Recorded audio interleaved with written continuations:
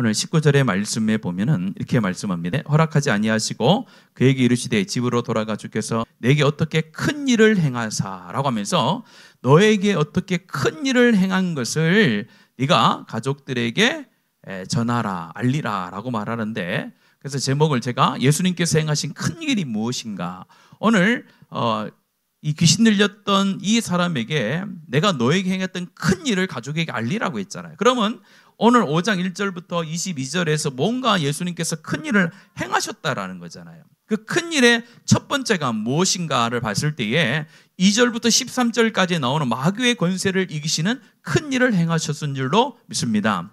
오늘 말씀에 보면은 이 귀신 들린 사람의 상태를 이야기하고 있는데, 어떤 상태냐면 옷을 입지도 않고 집에 거하지도 아니하며 무덤 사이에 거하면서 쇠사슬과 고랑으로도 착고를 채울 수 없는 그런 상황이었다라는 것은 한마디로 말하면 정상적인 삶을 살 수 없는 존재, 그러니까 혼란스러운 존재로 악한 영이 그를 지배하고 있었다라는 것을 말합니다. 말할 때에 육체를 제압하여 또 다스렸지만은 생각과 행동 모든 것을 다 악한 영이 지배하고 있었다라는 것. 어떻게 보면 귀신 앞에서 이 사람이 무력한 존재가 되어져 있었다라는 것을 말합니다. 특별히 9절의 말씀에 보면은 이 귀신의 이름이 뭡니까? 군대라고 돼 있죠. 군대. 그만큼 엄청난 숫자의 그런 힘을 가지고 있는 막강한 귀신이 이 사람에게 들려져 있었다라는 것을 말하고, 이 사람이 일반적인 삶을 도저히 살 수 없는 상황, 혼란한 상황, 어떻게 보면은 아주 이 땅에서 모든 사람들이 저주할 만한 그런 삶을 지금 살고 있었다라는 걸 말합니다. 누구의 지배 아래 있을 때요? 악한 영의 지배, 귀신의 지배 아래 있을 때 그렇게 됐다라는 거예요. 근데 이제 완전히 반전이 됩니다. 6절과 7절의 말씀 한번 볼까요? 6절, 7절 시작. 그가 멀리서 예수를 보고 달려와 절하며 큰 소리로 부르짖어 이르되 지극히 높으신 하나님의 아들 예수여, 나와 당신이 무슨 상관이 있나이까? 원하건대 하나님 앞에 맹세하고 나를 괴롭히지 마옵소서 하니. 보세요. 멀리에서 귀신이 예수님을 바라보면서 이야기를 하는 거예요. 큰 소리로 부르짖어 이르되 지극히 높으신 하나님의 아들이여, 당신하고 나하고 무슨 상관이기 때문에 나를 그렇게 괴롭혀 합니까? 하는데, 여기서 나와 당신이 무슨 상관입니까? 라고 할 때 이 표현은 나와 당신이 무슨 상관입니까? 신경 쓰지 마세요, 이런 뜻이 아니에요. 그 히브리의 관용적인 용법으로서 좌절감과 공포심을 이야기할 때에 관용적으로 쓰는 표현이에요. 그러니까 귀신들이 예수님께서 오시는 것을 보고 그들이 알았다는 거예요. 천지를 지신 하나님의 아들 예수가 오는데 그를 보면서 두려워하여서 크게 소리를 질렀다는 거예요. 아, 당신이 나에게 오니까 나는 두렵습니다. 당신이 나를 좀 떠났으면 좋겠습니다. 나에게 오지 마십시오라고 그렇게 이야기를 했다라는 겁니다. 보세요. 앞에는 사람에 있어서 이 귀신의 존재는 사람을 어떻게 하는 존재였어요? 무기력하게 만드는 그런 존재였잖아요. 그런데 이 귀신이 예수님 앞에 섰을 때는 누가 무기력한 존재가 됩니까? 그렇죠. 귀신이 무기력한 존재가 되잖아요. 사람은요, 귀신을 이길 수가 없습니다. 귀신은 능력이 많아요. 귀신을 우리가 잘못 생각하는데 귀신은 사람보다 능력이 많습니다. 그래서 사람과 귀신이 붙으면요, 귀신이 쓰여요. 그래서 그 위험한 거예요. 그런데 왜 우리가 귀신을 무서워하지 않습니까? 그렇죠. 우리 안에 누가 있기 때문에요? 예수가 있기 때문에 우리가 두려워하지 않는 거예요. 일반인들은 귀신을 두려워하게 돼 있어요. 그게 당연한 거예요. 근데 왜 예수 믿는 우리는 왜 귀신을 두려워하지 않고 귀신은 우리를 두려워하느냐? 나에게 능력이 있어서 귀신 나를 두려워하는 거 아니라 내가 누구의 자녀가 되기 때문에요? 하나님의 자녀가 됐다. 그래서 디도서 3장 3절에 보면 이전에 우리의 모습을 말씀하는데 같이 한번 읽을게요. 디도서 3장 3절입니다. 시작. 우리도 전에는 어리석은 자요, 순종하지 아니한 자요, 여러 가지 정욕과 행락의 종노릇한 자요, 악독과 투기를 일삼은 자요, 가증스러운 자요, 피참 미련한 자였으나 나중에는 뭐요? 죄 아래에 있었던 자들이라고 이렇게 얘기하는 거예요. 그래서 이 죄 아래에 있었던 그런 삶을 살아갔던 자들은 누구의 지배를 받냐면은 악한 영의 지배를 받는 것이 마땅하다라는 거예요. 그런데 이 악한 영의 지배를 받는 자리에서 우리가 어떻게 나올 수 있었느냐? 내가 어떤 자기 힘으로 내 능력으로 나온 것이 아니라 누구를 영접할 때에 우리가 악한 영으로부터 나오게 되어지고 그를 무찌르는 권세를 누리게 됩니까? 예수를 영접할 때. 그래서 요한복음 1장 12절입니다. 같이 읽겠습니다. 믿음으로 시작. 영접하는 자, 곧 그의 이름을 믿는 자들에게는 하나님의 자녀가 되는 권세를 주셨으니. 제가 몇 번 얘기 드렸잖아요. 권세와 능력은 차이가 있다라고. 능력은 사람보다 귀신이 많습니다. 그래서 힘으로나 뭘로 이길 수가 없어요. 여러분 우리 주위에도 오늘 성경에도 보면 나오지만은 귀신 들린 사람이 일반적인 사람이 그 사람의 힘을 이길 수 있습니까 없습니까? 못 이기죠. 한번 대결해 보셨습니까? 예? 저는 많이 대결을 해봤거든요. 안 되더라고. 못 이겨요. 아주 어린 여자인데도 훨씬 힘이 세요. 엄청 힘이 세요. 그래서 귀신 들린 사람들에게 그 전도를 갈 때는 장신구를 다 빼라고 얘기해요. 장신구를 하고 귀신 들린 사람한테 가는 게 아니에요. 볼까요? 권사님 안 했네. 귀걸이나 목걸이를 다 빼라고 해요. 왜요? 귀걸이를 딱 잡으면요 귀에 떨어져요. 진짜로 떨어져요. 귀 사람이 딱 귀걸이 잡고 딱 대잖아요. 그러면 귀 여기 떨어져요. 목걸이 금 목걸이 그 얇은 거 말고 두꺼운 거 차시는 분들 있죠. 돈 많은 요트 있잖아요. 그런 거 차시는 분들 그게 그 귀신 들린 사람이 잡히면요 그거 못 빼요. 그거 숨 막혀 죽어요. 목사님들도 귀신 들린 사람들한테 넥타이를 풀고 가셔야 돼요. 우리 잘 아셔야 돼요. 귀신 들린한테는 장로님 나중에 귀신들 가면요 넥타이 풀고 가셔야 돼요. 아시죠? 차라리 넥타이 딱 잡으면요 숨 못 쉬어요. 못 이겨요. 왜냐하면 능력이 있기 때문에 그런다는 거예요. 성경에서 부인할 수 없는 이야기잖아요. 근데 실제로도 우리의 삶에도 그런 분들이 못 이기는 경우가 정말 많아요. 그런데 어떤 게 갈 때 이기냐면요 예수를 믿는 자, 예수를 직접 영접한 자가 가면요 두려워 떨게 돼 있어요. 예수님을 보고 두려워 떨듯이 예수가 우리 안에 예수가 있는 사람들은 안에 예수가 있는 사람들은요 귀신이가 알아요. 감각적으로 귀신이 모르는 게 아니에요. 안단 말이에요. 그래서 어떤 친구는 나를 못 알아줬다고 내 안에 예수님 없는 줄 알고 이렇게 상처받는 사람도 있긴 있어요. 근데 그걸 말을 안 하는 거지 귀신 알고 있어요. 영적으로 알아요. 이 사람이 귀신들은 예수님을 영접한 자 예수 그리스도의 자녀인지 아닌지를 명확하게 알아요. 그래서 우리가 예수 그리스도의 권능과 능력이 악한 영을 제압한다는 거 오늘 큰일이라는 표현을 쓰면서 가르쳐 주는 거예요. 그러니까 우리는 악한 영을 두려워하지 않습니다. 예수가 우리 안에 이미 거하시며 성령이 우리가 이미 안에 거하셔요. 거하셔서 우리 가운데 하나님 앞에 성령이 임재하옵소서, 성령이 우리 가운데 충만히 임재하옵소서 하라는 거는 우리 안에 없던 성령이 다시 돌아오는 의미로 하는 게 아니고 뭐예요? 우리 안에 성령이 있는데 성령이 뭘 받는 거예요? 지배와 통치를 받기 위하여 하나님 앞에 뭐라는 거예요? 구하는 거잖아요. 성령은 우리 안에 이미 와 계십니다. 그러나 성령의 지배를 받지 않으면요 우리도 누구의 유혹에 빠지는 거예요? 악한 유혹에 빠져서 내가 그리스도의 자녀 하나님의 백성인 것을 잃어버리기 때문인 거예요. 능력이 있는데 권능과 권위를 사용하지 않는 자가 되기 때문에 우리가 항상 하나님의 성령의 은혜를 구하고 성령의 충만함을 구해야 될 이유가 여기에 있는 거예요. 여러분 살아보셨잖아요. 여러분 하나님 앞에 구하지 않고 성령의 충만을 받으며 살아갈 수 있나요? 아침에 일어나서 하나님 나에게 임재하옵소서, 하나님 나와 동행하십시오, 하나님 나와 동행하기를 원합니다, 하나님께서 나와 함께하는 걸 내가 믿습니다. 계속 우리가 그렇게 해야 한 주의 하루의 삶을 승리할 수 있지. 일어나자마자 내 안에 갑자기 성령이 충만함이 옵니까? 안 와요. 짜증이 와요. 일어나서 밥 해야 되는데 이놈의 남편은 늦게 일어나. 밥만 차려주면 밥만 먹고 안 치우고 바로 가버려. 이불도 안 개.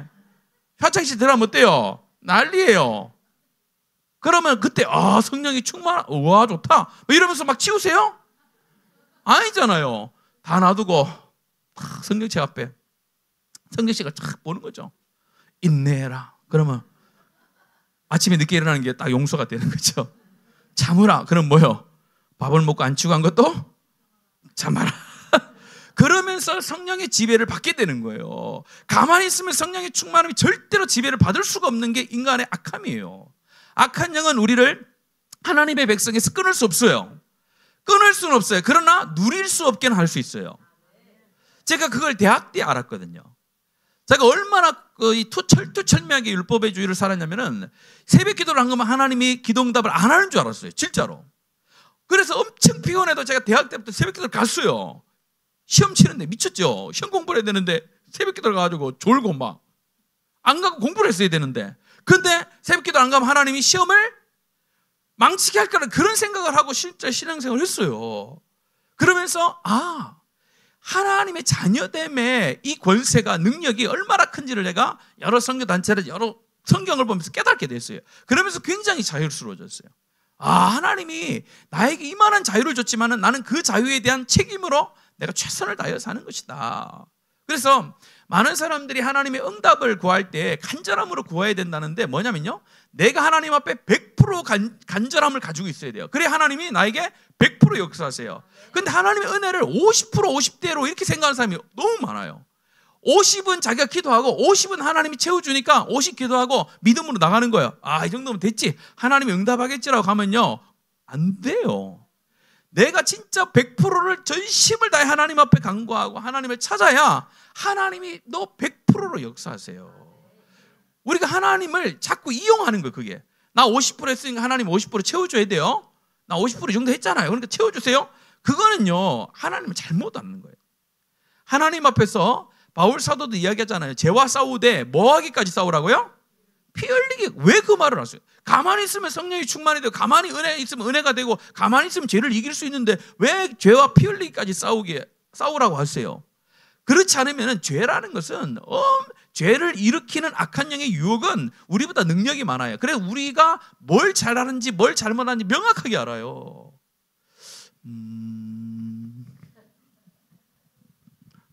저한테 만약에 왔어요. 저한테 왔는데 너 잘 아는 거예요. 마귀가 유혹을 하는 거예요. 와가지고 너 내 말 안 들으면은 하루에 잠을 5시간만 안 밖에 안 재울 거다. 이렇게 나한테 유혹을 딱 해요. 이렇게 유혹을 한단 말이에요. 그럼 제가 이거 안 되는데 큰일 났다, 이거 어쩌지? 그렇지. 그러면서 내가 유혹에 빠질까요, 안 빠질까요? 안 빠져요. 저는 원래 5시간 이상 잘 안 자거든요. 그건 뭐 나한테 시험거리가 아니라, 근데 나한테 딱 와가지고 니 내일 아침밥 없다 이러면 못해요. 아침밥 없으면 안 되는데, 이거 해야 되는데. 그러니까 마귀는요, 우리의 사소한 것까지도 틈을 명확하게 알아요. 그래서 우리가 자꾸 넘어지는 거예요. 여러분, 우리가 신앙생활하면서 악한 영을 두려워하지 않잖아요. 두려워하지 않고 예수가 우리 안에 있고 성령이 내 안에 있는 줄 아는데 왜 우리가 자꾸 죄 가운데 노출이 되고 죄 가운데 넘어질 수밖에 없느냐면은 악한 영은 우리의 약함을 너무 잘 알거든. 너무 잘 알아서 강한 것을 가지고 유혹하지 않아요. 절대 유혹하지 않아요. 저 사람이 가장 약한 것을 악한 영은 능력이 있기 때문에 알아요. 그걸 가지고 유혹하기 때문에 우리가 그 유혹에 자꾸 넘어가는 거예요. 그래서 하나님과 기도할 때 어떻게 기도하는 거예요? 성령 하나님, 내 약한 부분이 이건데 그 약한 부분을 하나님께서 막아달라고. 약한 부분이 하나님 넘어지지 않도록 하나님께서 중부의 사람들을 세우셔서 하나님 막아달라고. 내 혈정과 의지로는 부족할 때가 많고 자꾸 죄악에 빠지니까 하나님 나에게 중보자들, 나에게 성령의 은혜를 주셔서 그 죄악 가운데 넘어지지 않도록 하나님 나를 좀 인도해달라고. 또 하나님의 말씀이 그 죄악 가운데 넘어질 때에 생각이 나셔서 하나님의 말씀대로 살아서 10번 넘어질 거 하나님의 말씀대로 이제는 5번 넘어지게 하시고 2번 넘어지게, 자꾸 삶을 하나님께 가까이 가는 거예요. 그런 삶이 하나님의 권세의 삶이에요. 그냥 우리는 생각할 때 악한 영을 두려워하지 않는 것이 우리의 삶인 줄 알아요. 그게 아니라 이미 우리는 악한 영을 두려워하지 않아요. 이미 성경에서 말씀하셨듯이 하나님을 믿는 자, 하나님의 뜻대로 부르심을 받은 자들, 예수 그리스도를 영접한 자들은 악한 영이 미리 안다니까요. 미리 알고 우리의 약함을 공격하는 거예요. 제가 얘기 있으니까 또 얘기를 하는 건 뭐냐면요, 또 우리 귀신이 이렇게 우리 가운데 역사할 때는 어떻게 역사하냐면요, 이런 거예요. 무엇인가 기도할 때에 약함을 알잖아요. 약함을 알아가지고 제가 새벽기도 한 번도 안 빠졌는데 오늘 너무 피곤해가지고 한 번 빠졌어요. 한 번 빠졌는데 귀신하고 맞닥뜨렸어요. 이렇게 딱 맞닥뜨렸는데 걔가 뭐라 하는 줄 알아요? 야, 너 오늘 새벽기도 안 갔다 왔지? 안 갔다 오면 능력이 좀 부족할 텐데. 그런 마음을 딱 줘요.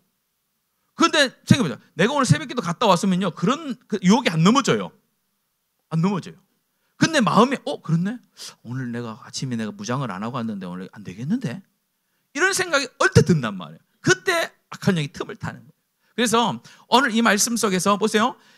완전히 일상의 삶을 살지 못했던 그가, 악한 영의 전 존재에 대해서 무기력했던 그가 예수 그리스도를 만나자마자 하나님 앞에 온전히 회복될 뿐만 아니라 악한 영은 악한 영이 예수 그리스도를 두려워하잖아요. 그게 바로 오늘 우리의 삶도 똑같다는 거예요.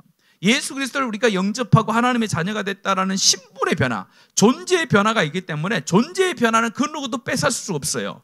그래서 존재의 변화에 있어서는 무조건 확신이 있어야 돼요. 예수 그리스도 통해서 내가 하나님의 자녀 됐다, 성령의 사람이다라는 존재에 대해서는 명확하게 우리가 확신이 있어야 돼요. 그거는 흔들리면 안 돼요. 어떤 것으로도 흔들리면 안 돼요. 그러나 우리의 삶의 모습은 흔들릴 수 있잖아요.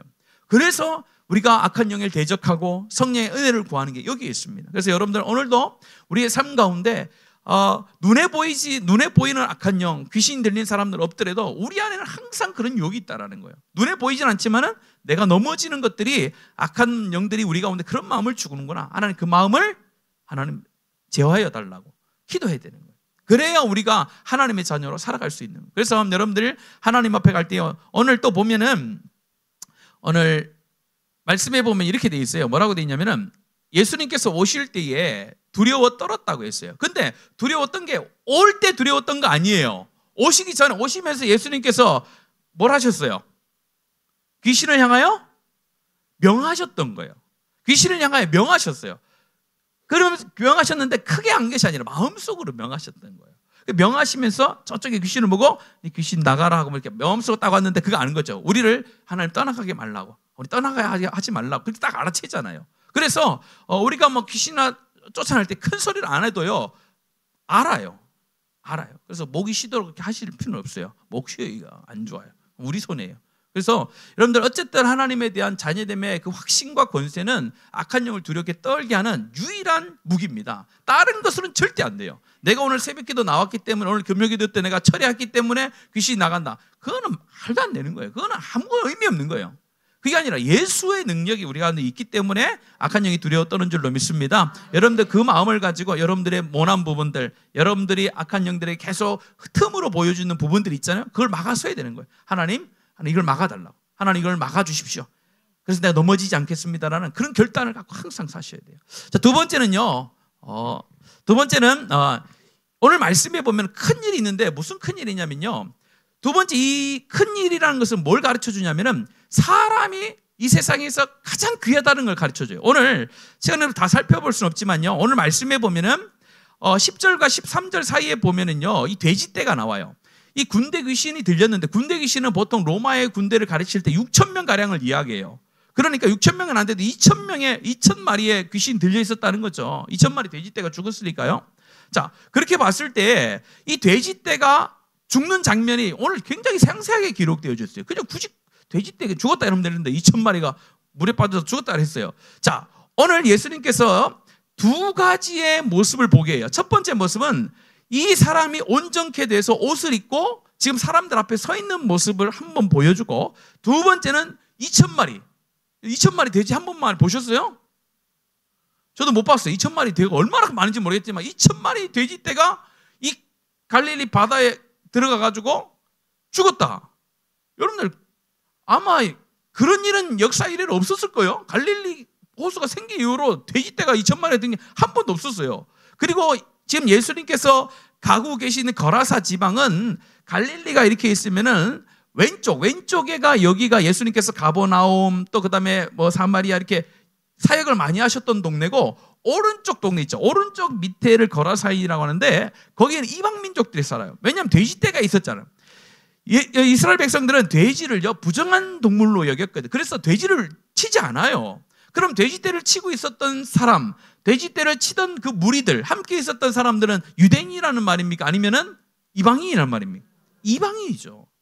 이방인 가운데 그들이 봤을 때 뭘 봤냐면요, 돼지떼가 2,000마리가 몰살하는 걸 봤고, 두 번째는 귀신 들렸던 사람들, 자기들이 어떻게 할 수 없는 일상적인 삶을 살 수 없는 비참한 삶을 살고 있었던 그 사람이 옷을 입고 안정적으로 이제 탁 앉아 있는 것을 봤단 말이에요. 자, 그런데 그걸 보고 어떻게 됩니까? 우리 일반적으로 딱 보면은, 자, 첫 번째, 그 사람을 낳은 것을 보면서 어떻게 해야 돼? 첫 번째는요, 와, 박수 쳐야 되잖아요. 야, 저 귀신 들린 사람도, 야, 어떻게 저렇게 정상이 됐을까? 야, 참 감사하다. 막 이런 박수를 쳐야 되잖아요. 근데 박수가 하나도 안 나와요.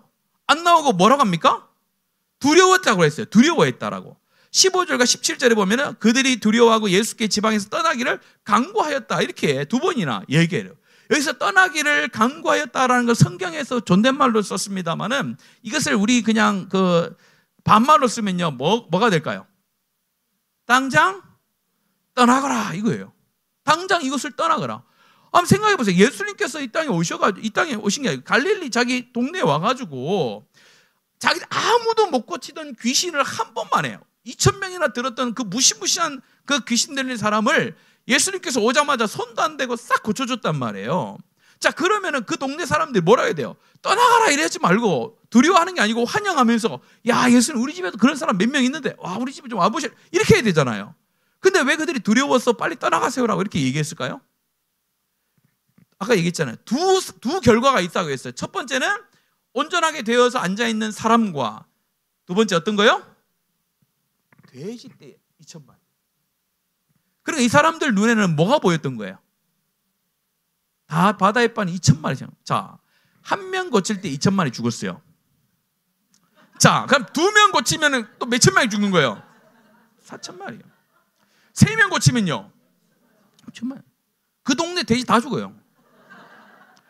그래서 성경에서 봤을 때 이 사람들이 왜 두려워하는가 했을 때 귀신이 나은 걸 통해서 두려워하지 않은 게 나은 걸 보고 두려워한 게 아니에요. 그게 아니라 자기들이 생각할 때 2천마리가 죽는 걸 보고 두려워한 거예요. 아, 이 사람이 우리 동네에 있다가는 우리 동네 완전히 파산 나겠다. 그래서 빨리 떠나기를 강구했다라는 거예요. 예수님께서 가르쳐 주는 거예요. 근데 예수님께서는요, 여러분들 제가 저번 주 금요일에 설교한 거 맞죠? 설교를 많이 해요. 제가 기억이 안 나는데 어쨌든 저번에 설교를 할 때 무슨 설교를 했어요? 한번 볼 때요, 여러분들. 그 4장 35절에서 41절에 있는 말씀 어떤 말씀입니까? 35절 말씀 읽을게요. 그날 저물 때에 제자들에게 이르시되 무리가 저편으로 건너가자 하시니라고 얘기를 했어요. 우리가 예수님께서 제자들에게 이르시되 우리가 저편으로 건너가자라고 얘기를 했단 말이에요. 자, 건너갔어요. 건너갔는데 건너가서 뭘 하고 왔냐면요, 요 한 사람만 딱 고치고 왔어요. 아무것도 안 했어요. 아무것도 안 하시고 다시 돌아와요. 돌아오는데 오늘 말씀과 똑같은 사건이 있는 누가복음 8장 40절의 말씀에 보면 이렇게 기록돼요. 한번 읽어보겠습니다. 시작. 예수께서 돌아오심에 무리가 이상하죠. 이상하잖아요.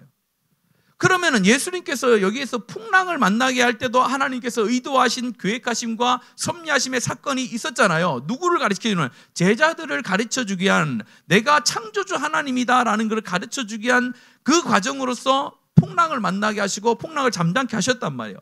그 목적도 있었지만은 실제로 배를 건너서 제자들이 가자고 한 게 아니잖아요. 예수님께서 가자고 했는데 예수님께서 그 건너편으로 가자고 한 이유가 딱 하나밖에 없어요. 뭘 하기 위해서요? 그렇죠. 이 귀신 들린 사람을 한 명 딱 고쳐주기 위해서 거기 가셨어요. 거기 갔는데 이쪽에서 인기가 없어서 저기 간 게 아니잖아요. 지금 이 서쪽 편에서 예수님 이제 머리가 별로 인기 없다, 이제 별로 필요 없다 이렇게 해서 동쪽으로 간 게 아니라 오늘 예수님께서 돌아오실 때 무리가 뭐 했다고요? 환영하니 이는 다 예수님 뭐 했다고요? 기다렸다는. 예수님 왜 여기서 말씀을 전하다가 왜 갔을까? 왜 이방인의 땅에 갔을까? 모든 사람들이 이해할 수 없었다는 거예요. 그 당시 사람들이 이해할 수 없었겠죠. 왜냐하면 그 사람들은 지금 그 거라사 지방에서 어떤 일이 있었는지 모르잖아요. 지금처럼 뭐 인터넷이 있습니까? 카톡이 있습니까? 야, 우리 동네에서 이런 일이 있었다. 카톡을 못 보내잖아요. 그러니까 그게 안 들어온 거예요. 그러니까 사람들이 생각이, 예수님은 왜 밤에 저 가가지고 뭐 하고 저 왔을까? 아무도 모르죠. 그러나 누구는 아는 거예요? 제자들은 아는 거예요. 그것을 뭐 한 거예요? 귀신들을 이 한 사람밖에 안 살렸어요. 그래서 하나님께서 한 사람의 존재, 한 영혼이 중요하다는 걸 이런 사건을 통해서 가르쳐 주는 거예요. 예수님께서 뭔가 기적을 일으킬 때는 의도와 계획함이 없이 하는 게 하나도 없는 거예요. 다 하나님께서 고친 이유가 있고 한데 굳이 왜 거라사 지방에 있는 2,000명의 귀신이 들린 이 사람을 고치러 갔을까? 그 사람이 여러분이라고 한번 생각해 보세요. 나라고 생각해 보세요. 그게 다 삼자가 아니라 나라고 생각해야 된다는 거예요. 내가 여러분들 2,000명이 되는 사람이 그렇게 고통을 받고 있다 생각해 보세요. 그런데 예수님께서 모른 척 했다. 그런데 그 한 사람을 위해서 예수님께서 오셨다. 그거는 조금 더 포괄적으로 하면은 우리가 귀신 들린 사람이었고 악한 존재의 영향 아래 죄의 종로로 타던 우리를 위해서 누가 오신 거예요? 그렇죠. 예수님께서 이 땅에 기적을 일으켜 온 게 아니에요. 우리 자꾸 이 땅에 예수님께서 오신 이유는요, 기적을 일으키고 병을 고치기 위한 게 아니라 구원을 주시기 위한 거예요. 죄악 가운데 있는 자들, 영적으로 죽은 자들, 죄 가운데 속박되어져서 악한 영의 종로로 타는 우리 가운데 영적인 그리스도의 백성의 하나님의 자녀의 권세와 자유를 주시기 위하여 이 땅에 오셨거든요. 그것이 목적이에요. 그걸 오늘 이 말씀 속에 다시 한번 가르쳐 주는 거예요. 교회는 어떻게 보면 이 예수님의 목적, 예수님의 삶의 이 중심을 닮아가야 돼요. 우리 교회가 모든 일의 끝은 영혼 구원에 있기를 간절히 소원합니다. 우리가 밥을 먹는 것들, 우리가 교회를 위해서 수많이 하는 여러 사역들 있잖아요. 왜 하는 거예요, 그거를 도대체? 나의 만족을 위해서 하는 겁니까? 아니면 그냥 교회 숫자를 크게 하고 교회를 크게 하기 위한 게 아니라는 거예요. 그거는 결과고, 첫 번째 목적은 뭐요? 영혼을 구원하기 위한 거예요. 우리 교회 처음 온 사람이 예배 시간에 목사님이 설교를 보내서 은혜를 못 받았단 말이에요. 근데 밥 먹으러 딱 가서 밥을 먹었는데 자기가 제일 좋아하는 반찬이 딱 나온 거예요. 이야, 비싼 거 그것도. 그러면 이게 좋은 교회네? 바로 마음이 바뀐다는 그런 의미를 가지고 밥을 준비하길 바랍니다. 그런 거예요. 그걸 또 밥도 먹었는데 밥도 맛없어. 이게 못 와야 되겠다. 근데 지나가는데 어떤 권사님이 딱 잡아가지고 우리 형제님, 와, 우리 교회 제일 멋있는 형제가 등록을 오셨네요. 너무 좋네. 야, 당신이 오니까 우리 교회 완전히 사네요. 이런 한마디를 했어. 그런데 설교도 별로 은혜가 안 되고 밥도 맛없었는데 그 권사님 한마디로 야, 이게 좋은 교회네? 이렇게 된다는 거예요. 그러니까 습관적으로 아니면 내가 어떤 목적을 가지고 하긴 하는데 그 목적이 어떤 그냥 단순한 목적이 아니라 뭐요? 영혼을 구원하기 위한 거예요. 예수님의 모든 행동에는 영혼 구원이 목적이에요. 다. 전부 다. 모든 기적도 영혼 구원을 위한 기적이지 그냥 병을 낫기 위한 단순한 기적이 아니에요. 왜냐면요, 병을 놔도 사람은 죽어요. 맞잖아요. 아무리 병을 고쳤는데 병을 고쳐서 뭐 할 거예요? 어차피 죽는데. 병 고쳐도 죽어요. 병 고쳐서 안 죽는 사람 아무도 없어요. 불치병을 고쳐놨는데 교통사고로 죽는 사람도 엄청 많아요. 그런 거예요. 뭐냐면 하나님께서 예수님을 보낼 때 목적이 있었잖아요. 하늘 영광 보러 이 땅에 오신 것은 내가 사랑하는 하나님이 세상을 이처럼 사랑 독생자 예수를 주셨으니 이는 저를 믿는 자마다 뭐요? 멸망치 않고 그걸 위해서 예수님이 이 땅에 오셨단 말이에요. 그걸 위해서 예수님께서 사역하셨단 말이에요.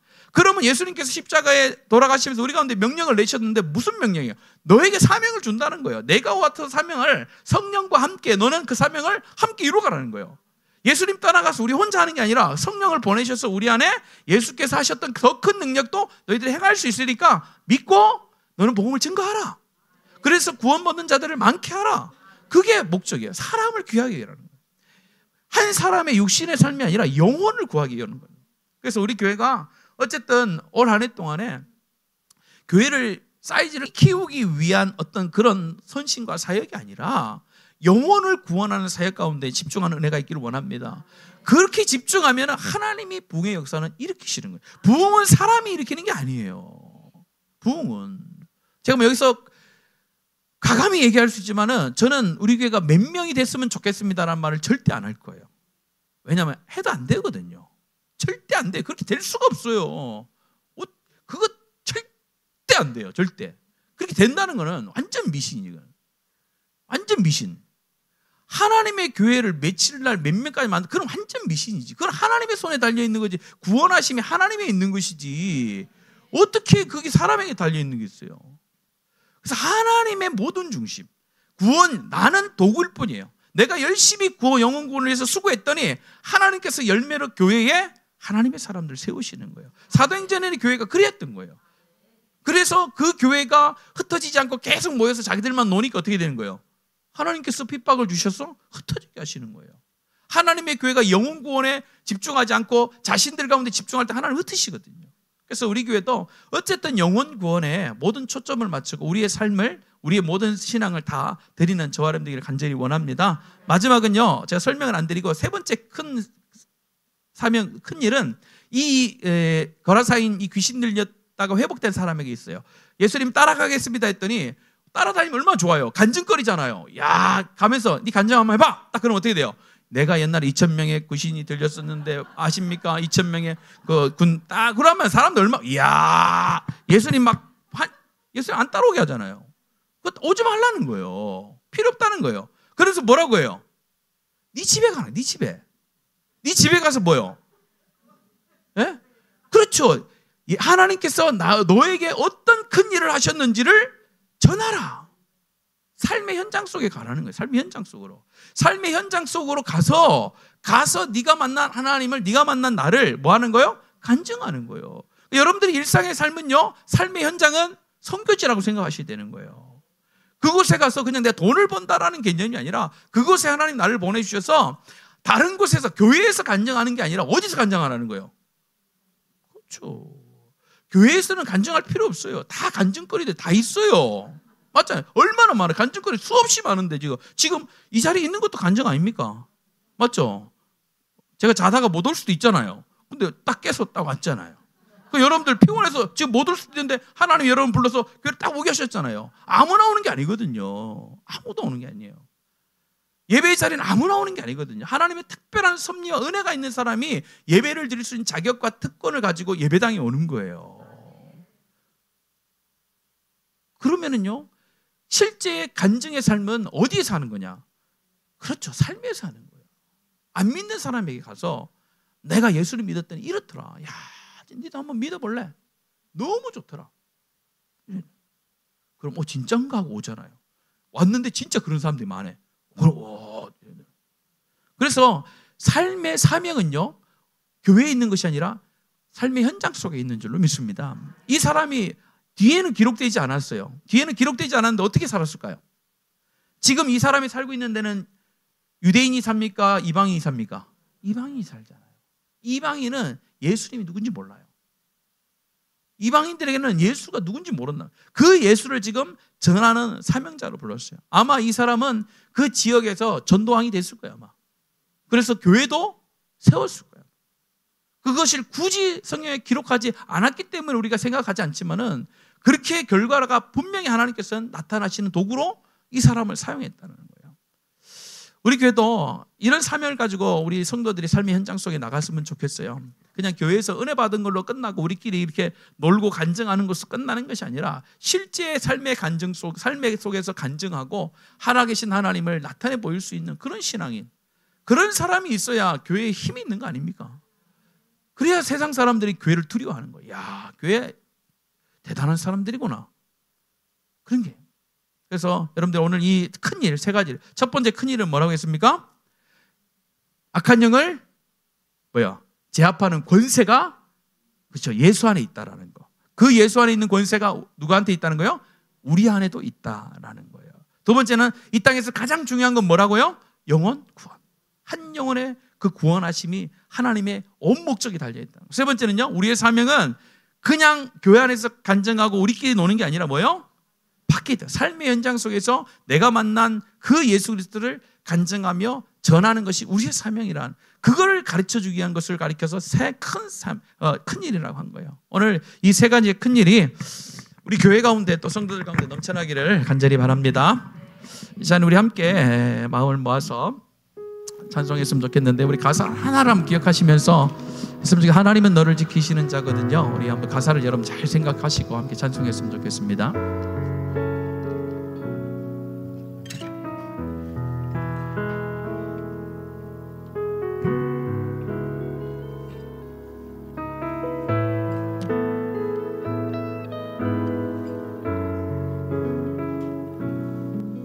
하나님은 너를 지키시는 자.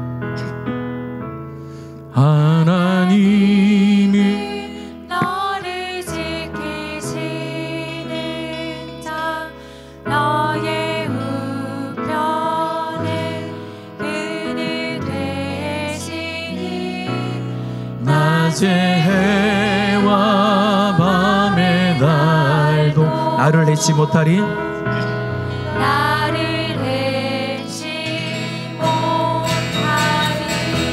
하나님은 나를 지키시는 자. 하나님은 나를 지키시는 자. 나의 환난을 면케하시니 그가 너를 지키시리라. 나의 출입을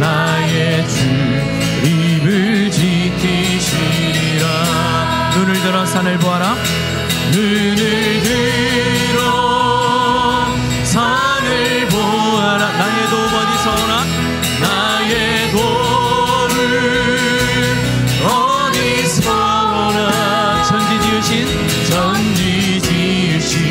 나를 만드신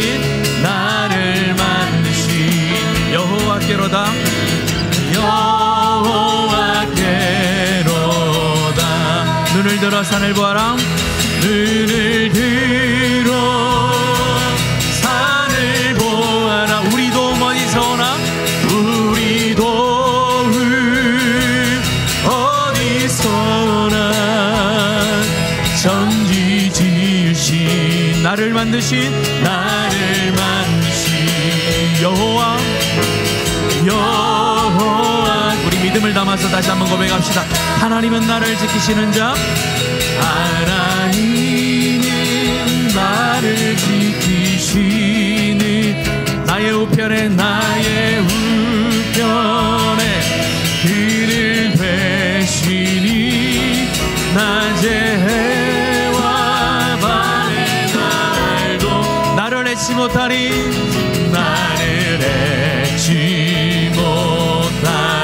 하나님은 나를 지키시는 자. 하나님이 나를 지키신 나의 환난을 면케하시니 그가 나를 지키시리라. 나의 출입을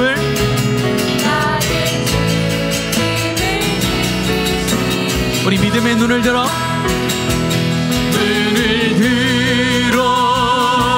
산을 보아라. 나의 도움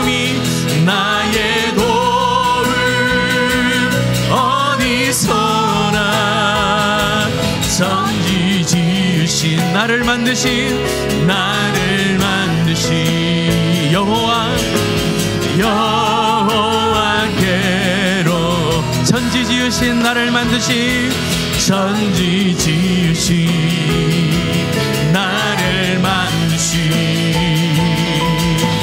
여호와께로. 이 땅에 오직 주밖에 없네. 이 땅에 오직 주밖에 없네. 그 무엇도 나를 채울 수 없네. 주님의 평안 내 안에 있네. 그 누구도 빼앗을 수. 다시 한번 믿음으로 선포합니다. 이 땅에 오직 주밖에 없네. 그 무엇도 나를 채울 수 없네. 주님의 평안 내 안에 있네. 그 누구도 빼앗을. 다시 한번 우리 고백합시다. 이 땅에 오직 주밖에 없네. 그 무엇도 채울 수 없네. 주님의 평안 내 안에 있네. 그 누구도 빼앗을 수 없네. 이 땅에 오직 주님밖에 없음을 믿습니다. 아멘. 주님이 주신 평안과 기쁨과 능력을 그 어떤 것도 그 누구도 빼앗을 수 없는 줄로 확신합니다. 우리 시간 그 믿음 붙들고 이 시간 할 때에 여러분 마음껏 찬송하시고 기도하셨으면 좋겠습니다. 이 시간 이 찬송을 드릴 때에 열려라 할 때에 우리 삶의 모든 문제들이 열려지고 풀려지는 놀라운 역사가 있기를 소망하고 기대하고 축복합니다.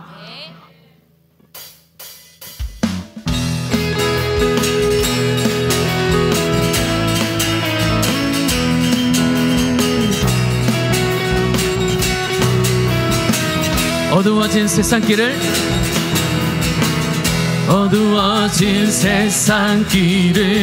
주님 없이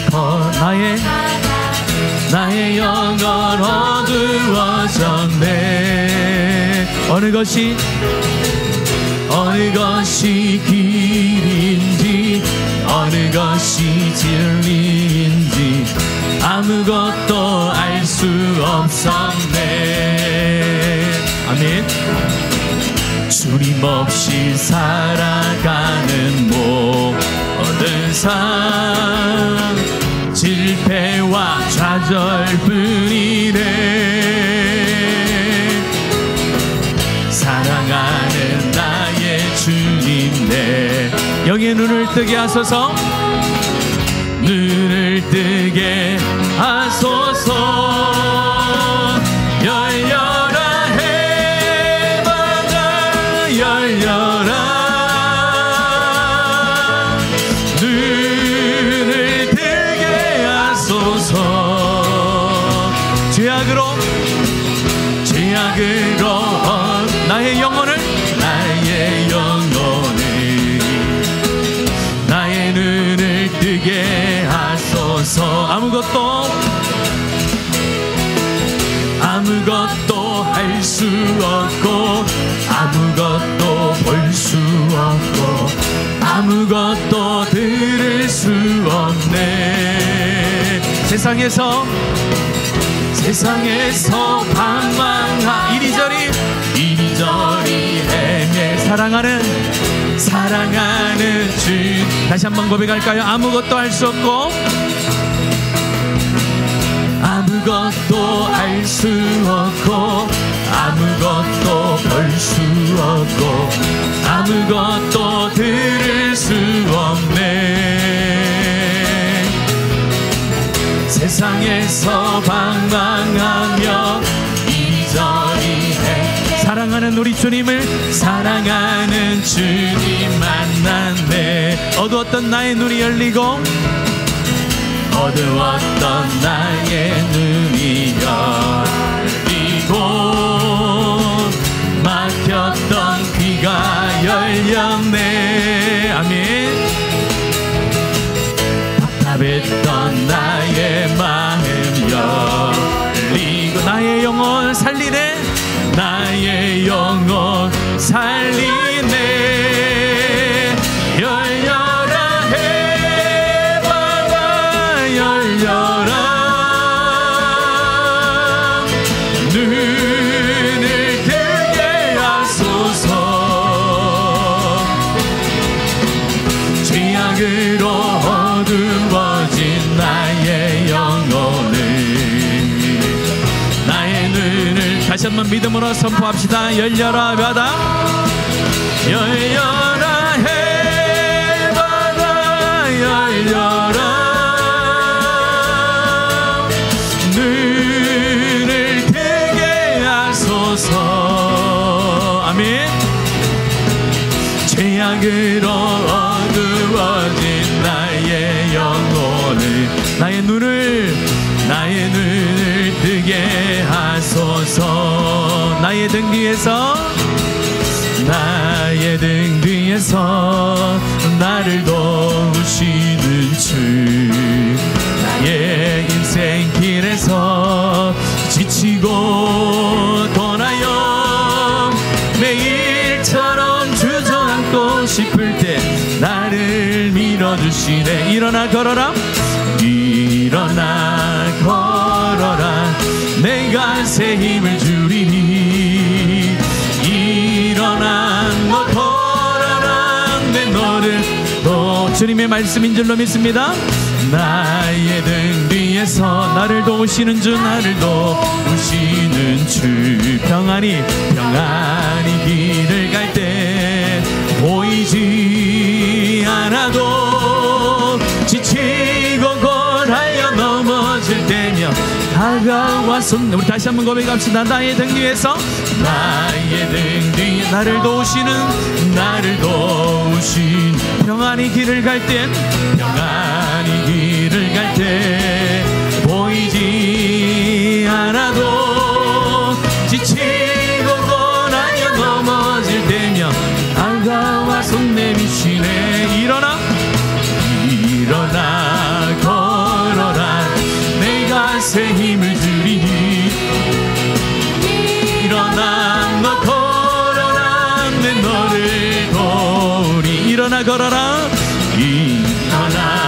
걸어라 내가 새 힘을 주리니. 일어나 너 걸어라 내 너를 다시 한 번 더 고백합니다. 일어나 걸어라 내가 새 힘을 주리니.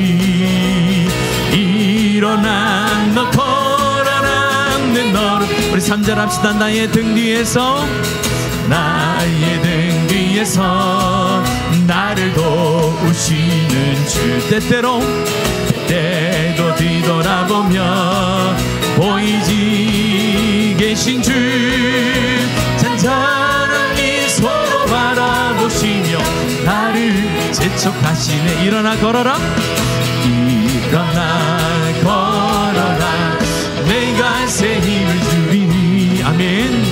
일어나 너 걸어라 내 너를 도우리.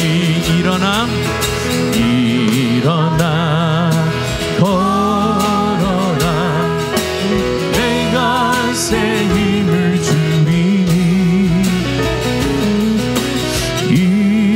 일어나 너 걸어라 내 너를. 우리 연약하고 힘든 우리 가족과 우리의 이웃들을 생각하면서 일어나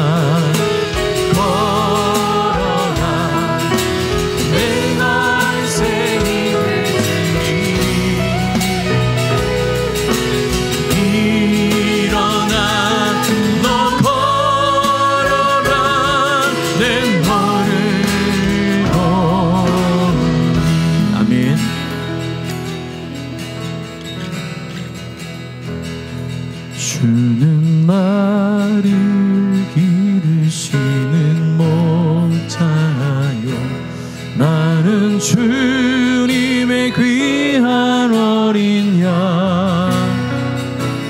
푸른 풀밭 맑은 시냇물 가운데 나를 늘 인도하여 주신다. 못된 짐승 나를 해치 못하나. 거친 비바람 삼지 못하니. 나의 주님 강한 손을 펼치사 나를 주야로 다시 한번 우리 하나님의 보호하심을 믿으며 고백합시다. 못된 짐승 나를 맺지 못하고 거친 비바람 삼지 못하리. 나의 주님 강한 손을 펼치사 나를 주야로 지켜주신다. 주는 나의 좋은 목자 나는 그의 어린 양. 저를 따라 꼴을 먹여주시니 내게 부족함 전혀 없어. 주는 나의 좋은 목자 주는 나의 좋은 목자 나는 그의 어린 양. 저를 따라 꼴을 먹여주시 내게 부족함 전혀 없어. 내게 부족함 전혀 없어라. 내게 부족함 전혀 없어라. 아멘. 우리 하나님 앞에 감사의 박수를 올려드리며 함께 이제 기도하겠습니다. 기도할 때에 먼저 우리 교회를 위해서 기도하시고 또 여러분 개인을 위해서 기도할 때에 하나님께서 말씀해 주셨습니다. 너희들이 지금까지는 내 이름으로 아무것도 구하지 않고 내가 너와 함께 했는데 이제 내가 하늘에 가면은 성령 하나님 너와 함께 하실 것이고 내 이름으로 구하면은 너희들이 내가 행했던 것보다 더 큰 일들을 행하겠다라고 약속해 주셨습니다. 이 시간에 그 말씀을 의지하면서 내 삶 가운데 막혔던 것들 열려지는 에바다의 역사가 일어나게 하여 주시옵소서. 내가 엎드려지고 포기하고 있던 그 무릎을 다시 한번 일으켜 세우게 하여 주시옵소서. 가정을 일으켜 주시고 사업을 일으켜 주시고 삶을 일으켜 주시고 자녀를 일으켜 주시기를 소원합니다.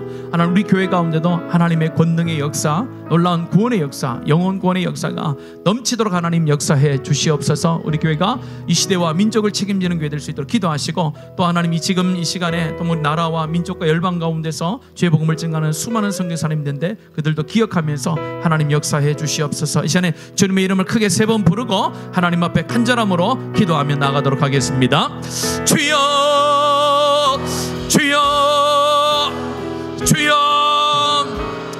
아버지 하나님 감사합니다. 오늘 이 밤에도 우리가 이 자리에 모여서 함께 하나님의 말씀을 들으며 함께 하나님의 말씀을 의지하여 하나님 앞에 나아가며 찬송하며 기도하게 하시니 참 감사를 드립니다.